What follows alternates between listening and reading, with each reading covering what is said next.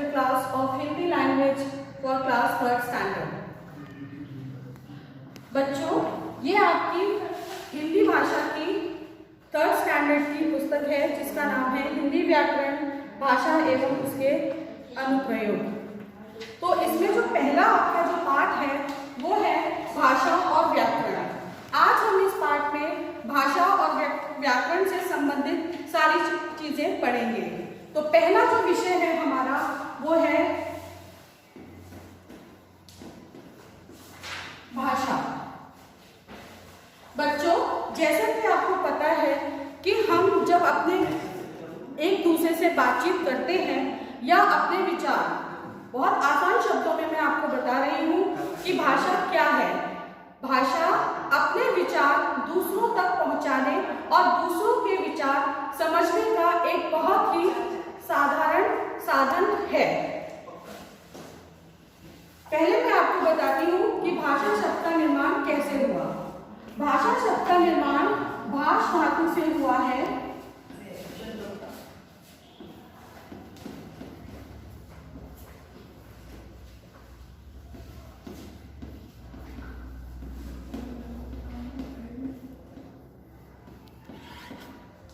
जिसका अर्थ होता है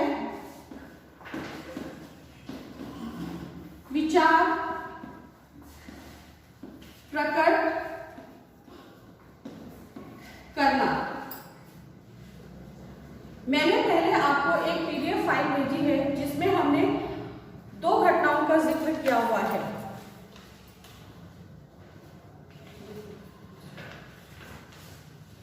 यहां पर ये देखिए, इसमें पहले है कि घर पे रहते हुए हम अपने माता पिता और भाई बहनों से अपनी बात कहते हैं। स्कूल व खेल के मैदान में अपने साथियों से बात करते हैं। ऐसा करके हम अपने मन के भाव दूसरों से बोलकर प्रकट करते हैं। उसी प्रकार दूसरी जो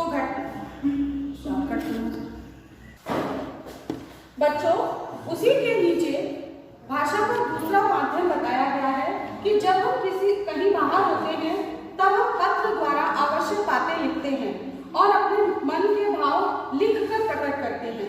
हम फोन करके भी अपनी मन की बात कहते हैं। यह सब व्यवहार केवल भाषा के द्वारा ही किया जाता है। भाषा भावों को प्रकट करने का सर्वोत्तम साधन भाषा ही है। यहाँ पर 2 चित्र दिए गए हैं जिसमें पहले चित्र में बेटा जूते उठाकर सही जगह पर रखो, कमरा साफ रखो। दूसरे में है जहां पर एक अध्यापक अपनी कक्षा में बच्चों को पढ़ा रही है। पहले चित्र में माँ बोलकर बेटे को कमरा साफ करने के लिए कहती है, जबकि बेटा सुनकर उस कमरे को साफ कर रहा है। और दूसरे चित्र में अध्यापिका लिखकर बच्चों को समझा रही है, जैसा कि साधन मैं प्रयोग कर रही हूँ। यहाँ पर तीसरा और चौथा चित्र भी दिया गया है। इन तीसरे और चौथे चित्रों में कुछ सांकेतिक चिन्हों का प्रयोग किया गया है।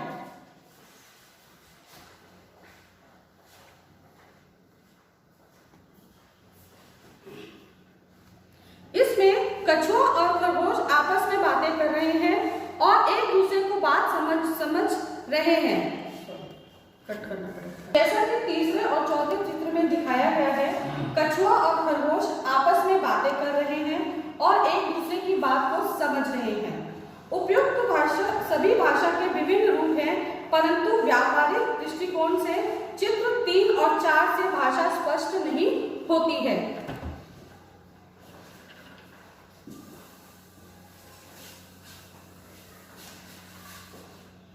जैसा कि मैंने आपको पुस्तक के माध्यम से बताया कि भाषा का अर्थ होता है अपने मन के भावों और विचारों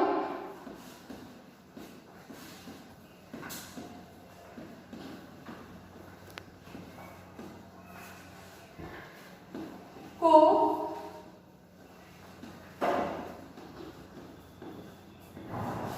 दूसरों तक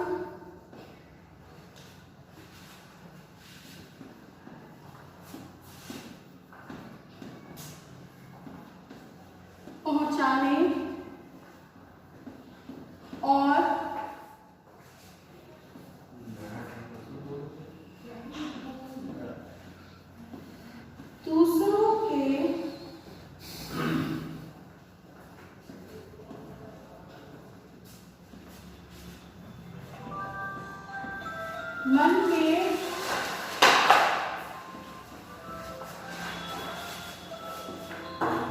भावों को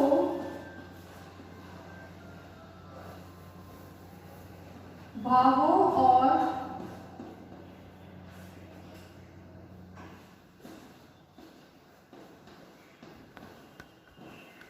विचारों को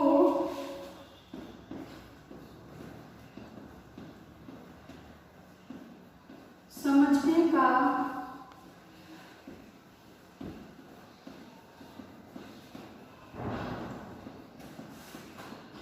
साधन है। इसको आप इस तरीके से भी समझ सकते हैं, जैसे ये एक व्यक्ति है, ये दूसरा व्यक्ति है। पहले व्यक्ति ने अपनी बात दूसरे व्यक्ति तक पहुंचाई, वही दूसरे व्यक्ति ने भी अपनी बात पहले व्यक्ति तक पहुंचाई। ये जो बात उसने पहुंचाई, ये भाषा के माध्यम से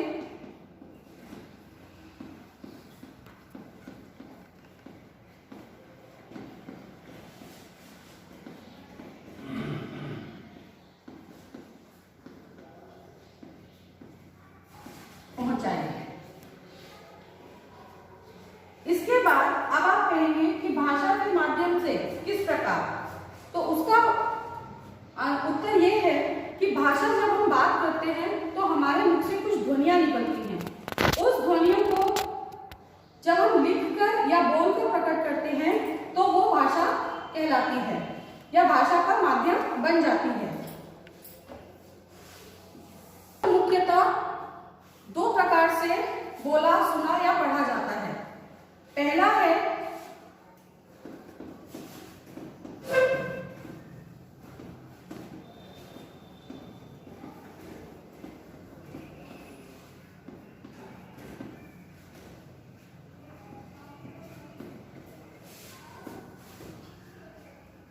मौखिक भाषा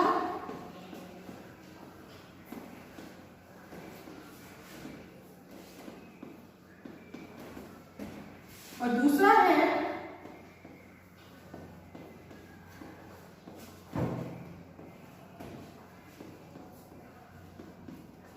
लिखित भाषा। मौखिक और लिखित भाषा, ये भाषा के दो माध्यम हैं या दो रूप हैं जिनका प्रयोग करके हम अपने विचार दूसरों तक पहुंचाते हैं। मौखिक भाषा नाम और लिखित भाषा नाम के अनुसार ही अनुसरण करते हैं। मौखिक भाषा यानी मुंह से बोलकर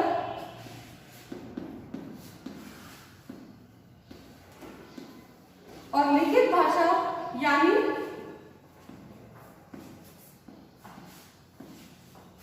लिखकर या पढ़कर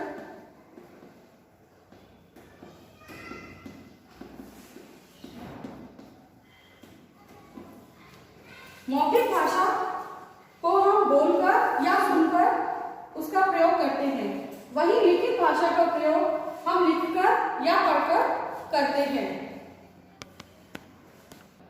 अब मौखिक भाषा हम बात करते हैं उदाहरण की। उदाहरण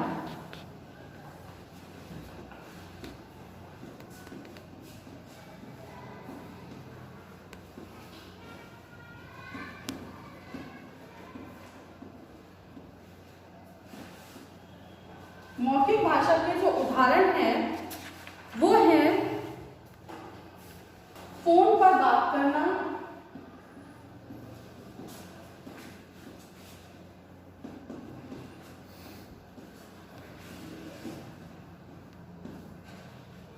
भाषण देना,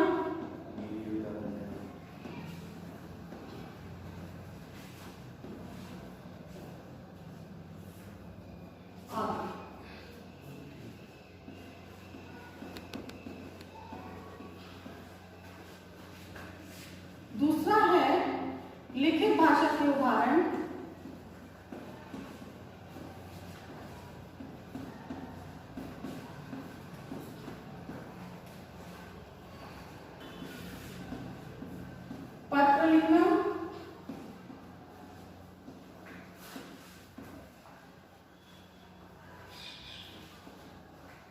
उसका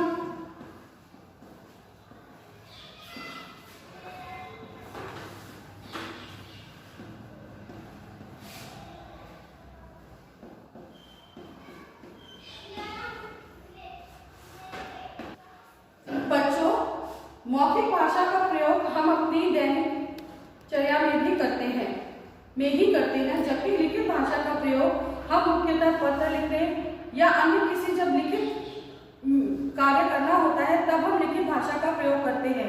लिखित भाषा का एक बहुत ही अच्छा और महत्वपूर्ण कार्य ये है कि इस लिखित भाषा के द्वारा हम अपने जितनी भी पुस्तकें हैं, ग्रंथ हैं या जो भी हमारी यादें या जो भी होती हैं उन्हें हम लिखकर आसानी से संग्रहित या इकट्ठा कर सकते हैं।